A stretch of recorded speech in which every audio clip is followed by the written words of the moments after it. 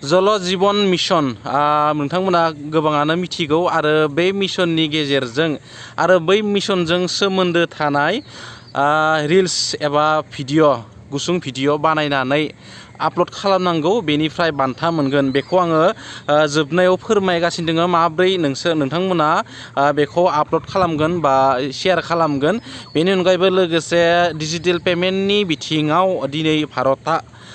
सेथि बाहागो लागासिनो दङ लोगोसे बेनि अनगायैबो पपुलेसननि गेजेरावबो नोंथांमोना जुदि सार्च खालामना होयोबा गुगोलाव हाइस्ट पपुलेसन अफ वर्ल्ड होननानै नोंथांमोना मोनगोन इन्डियाखौ मोनगोन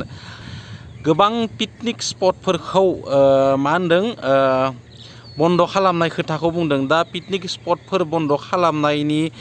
बिथिङाव नायनो थाङोब्ला जोंनि बिटिआर ओनसोलाव गोबां पिकनिक स्पटफोर दङ जाय पिकनिक स्पटफोराव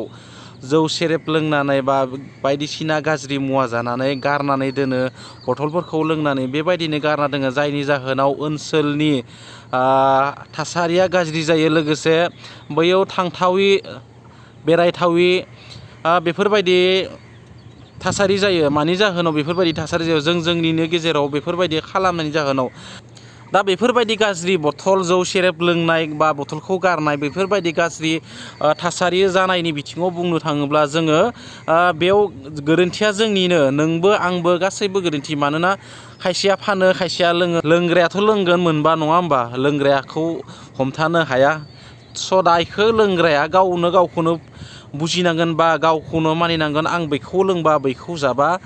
सोलेरनि खहा दङ बेफोरखौ मानिनांगोन लोगोसे फानग्राफोराबो बाय सांग्रां जानांगोन जायनि थाखाय दिनै बेफोरबायदि जाबाय सासे सानैनि थाखाय बेफोरबायदि बन्द खालामनो गोनां जाबाय पिकनिक स्पटफोरखौ स' बेनि अनगायैबो जोंनि बिटिआर हालामाव गोबां सेंग्रा सिख्ला लाइमोनफोरानो गासैखौबो आखाइ खायसेया ड्राग्स फेग्रा मुवा बायदि जानानै गावबा गावनो गावनि जिउखौ खहा खालामनायनि अनगायै जेबो जायाखै स' बेफोरबायदि बिथिङाव दा बेफोरखौ बोस्रांनो थाङोब्ला जों गासैबो जयै खौसे जानानै टिम वार्क खालामनांगोन स' बेफोरखौ सरकारा बिथोन लादों बिटिआर सरकारनि हाग्रा बिफाननि बिबानगिरि रन्जित बसुमतारी साराबो बे खोथाखौ फोरमायदों जे पिकनिक स्पटफोरखौ बन्द खालामनाय जागोन खायसे पिकनिक स्पटफोरखौ जायफोरा जौ सेरेबजों बांद्रायै गोजावना थायो जायफोर ओनसोला पिकनिक स्पटफोरा जौ सेरेब बांद्राय लोंनाय जायो आरो लोंनानै थासारिखौ गाज्रि खालामदों लोगोसे फरायसानि बिथिङावबो गोबां फरायसायानो बेफोरबायदि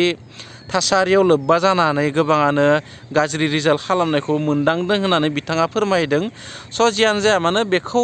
जों गावबा गावनो सांग्रां जानांगौ लोगोसे रायजो राजाखौबो सांग्रां खालामनांगौ मानोना जों बेखौ बन्द खालामबाल' जोंनि जेंनाफोरा जोबनानै थाङा बेखौ जेंनाखौ फोजोबनो थाखाय जों गावबा गावनो सांग्रां जानांगोन अब्लासो बेफोर जेंनाफोरा जोबना थांगोन लोगोसे मोनसे खोथाया मामोन जल जीवन मिशन आरो बै मिशननि आन्डाराव बै जल जीवन मिशनखौ लानानै बा बैखौ बेजों रिलेसन थाफानाय रिल्स एबा सर्ट बानायनानै नोंथांमोना JJM आसामाव हेशटेग JJM आसामाव नोंथांमोना आपल'ड खालामबा जाबाय गावबा गावनि मोखां बिलाइफोराव आरो बैखौ नोंथांमोननि डिस्ट्रिक्टआव नायबिजिरनाय जागोन आरो नायबिजिरनायनि उनाव नोंथांमोननि डिस्ट्रिक्टनिफ्राय 15 आगस्टआव साथामनो मोनफा डिस्ट्रिक्टआव साथामके मोनफा डिस्ट्रिक्टआव साथामके फार्स्ट सेकेन्ड थार्ड प्राइज होनाय जागोन मोनसे डिस्ट्रिक्टआव आरो फार्स्ट प्राइजखौ 10,000 आरो सेकेन्ड प्राइजखौ 7,000 आरो थार्ड प्राइजखौ 5,000 होनाय जागोन आरो बेनि गेजेरावनो सायख'नानै स्टेट लेभेलावबो मोनसे बेनि कम्पिटिसन जागोन आरो बै कम्पिटिसनावबो 50,000 आरो 30,000 आरो 20,000 बान्था होनाय जागोन बेखौ आगस्ट होबाय ना 15 आगस्टआव होबाय माबाखौ डिस्ट्रिक्ट लेभेलखौ आरो स्टेट लेभेलखौ 2 अक्ट'बर होनानै फोसावदों बिथांमोना 2 अक्ट'बराव बेनि बान्थाखौ होगोन आरो फंसे खोथा जायफोर कन्ट्रेक्टसुवेलाव खामानि मावो कन्ट्रेक्टारफोर दङ बिथांमोना लामा दथायाव हाखर हाला खालामनानै दोनदोंमोनब्ला आरो बेनि जाहोनाव गुवाहाटी नोगोराव बा गुवाहाटीनि गुबुन जायगायावबो गोबां सुबुंनि जिउआ गोमादों। बैफोराव सौदावनानै बा गोग्लैनानै गोबां सुबुंनि जिउआ गोमादों आरो बेखौ लानानै डक्टर हिमन्त बिश्व शर्माया फोरमायो जि बेफोरबायदि खामानि मावनायाव जे गाथा गुथा थायोब्ला नोंथांमोनाबो जुदि खामानि मावोब्ला बेयाव बेरिकेड होनानै लोगोसे खामानिखौ जोबखांब्ला बेफोरखौ फबनानै थांनो थाखाय खावलायदों आरो गासैबो डिस्ट्रिक्टनि डिसिफोरखौ बिथोन होदों आरो नोंथांमोना जुदि बे खामानिखौ मावाब्ला नोंथांमोना एरेस्ट जानोबो हानाय। स' जियानो जाया मानो जायफोरानोखि लामा दथाफोराव बेफोरबायदि खामानिखौ मावो अइलनियानो जा वाटारनियानो जा आरो लामा दथानि बायदिसिना खामानियानो जा मानो नोंथांमोना जुदि गाथा जावनानै खामानि मावदोंब्ला जे बेफोरखौ खामानि जोबखांनायनि उनाव मोजाङै जे साब सिखुन खालामनानै थाङो। स' जियानो जाया मानो दिनैनि भिडिअआ बेखिनियानोमोन। स' भिडिअखौ मोजां मोनदोंबा लाइक एन्ड शेयार खालामना होबानो जाबाय। स' जियानो जाया मानो भिडिअखौ नायनायनि थाखाय थेंक्स फर वाचिं। गोजोन्थों।